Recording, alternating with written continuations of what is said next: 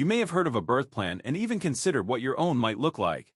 It's a wonderful way to say what you want and hope for during labor and birth. Here's how you can describe your ideal experience to your medical team and support person. Don't consider it a strict script, but rather a help. Birth, on the other hand, is a complex process that rarely goes exactly as planned as it starts. Understanding this difference and preparing for both your ideal birth experience and potential challenges is crucial for a more confident and less stressful birth. First, let us look at what makes up a normal birth plan. You can specify your preferred pain relief options, such as whether you want to attempt giving birth without any medication or if you are open to using epidurals or other alternatives. You'll also think about your surroundings. Do you like working in dim light, with music playing, or in a certain way? Many people also write down what they want when it comes to medical help, like IVs, constant fetal monitoring, or the use of certain tools if labor isn't moving along. You can choose skin-to-skin contact, delayed cord cutting, or who cuts the cord after the baby is born. You should document all these genuine and significant preferences. Now, think about the birth you want to have. How does it sound, look, and feel? Who else is there with you? What kinds of feelings are you having?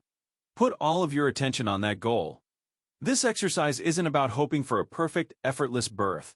Instead, it's about figuring out what parts of birth are most important to you for a positive experience. Some people want to feel in charge, while others want little interference or a certain mood. Note down a few words or phrases that best describe your dream birth. This is what you really want, the feeling that you want to grow. Now that we have that ideal, let's move on to the birth realities. Work can be slow, swift, long, or short. Your baby may decide to come before or after you planned. You may need to change your plan if your or your baby's health changes or if you have unexpected labor issues. For instance, you might have planned to give birth naturally but find that labor is much worse than you thought, so you decide to get an epidural instead. Or maybe you wanted to give birth naturally, but your baby needs to be born through a C-section for safety reasons. There are no failures, just changes you make to deal with the facts. They are always meant to keep you and your baby safe. This lesson emphasizes the importance of being prepared for deviations from your original birth plan. Imagine that your labor doesn't begin the way you thought it would. You expected the contractions to be slow and gentle, but they come on fast and hard. How would you change the way you think about that? This situation highlights the unpredictable nature of labor and the need for mental flexibility. Or what if your partner, who is usually there for you, gets too busy or needs to take a break? Thinking about these possibilities, not to dwell on them negatively, but to just be aware of them, can help you feel more ready to change course and adapt if necessary. This process isn't about getting ready to be let down. It's about becoming stronger and more adaptable. The best way to get through the time between your birth plans and the real event is to focus on what you can control. You can't change labor, but you can change your thoughts, breathing, and communication with your care team. This empowers you to take an active role in your birth experience. You can also learn about different situations. For example, knowing the different stages of labor, typical interventions, and why they are done can help you make smart choices in the moment, even if those choices are different from what you had planned. This knowledge is crucial for informed decision-making. When you know something, you can take an active role in your birth instead of feeling like it's happening to you. This shifts the perspective from passive acceptance to active participation, fostering a sense of control and empowerment during labor and delivery. Allow us to do a workout now. Split the paper in half lengthwise.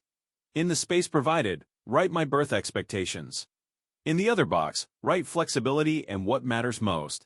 This exercise helps visualize and differentiate between ideal scenarios and adaptable priorities.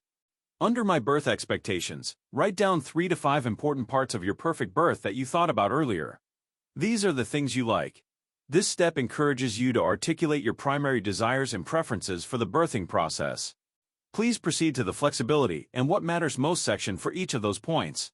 If you expect no pain medication, for example, you could say, I am open to pain relief if labor becomes unmanageable, focusing on staying present and calm.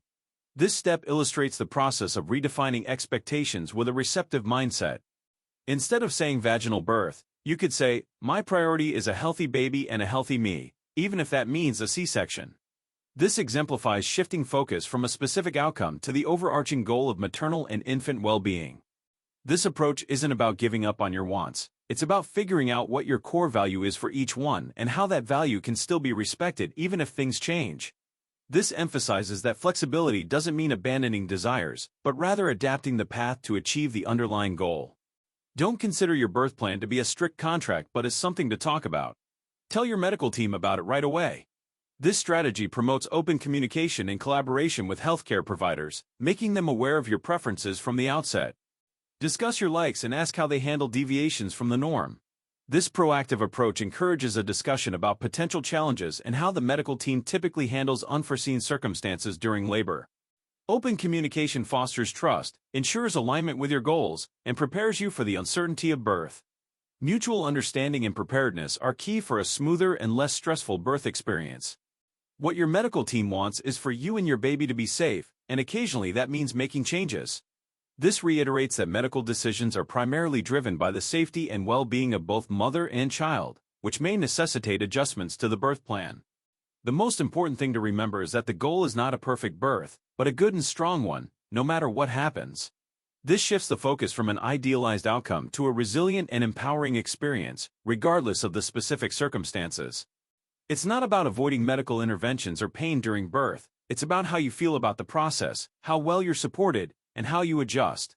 This redefines a good birth as one characterized by positive feelings, strong support, and adaptability.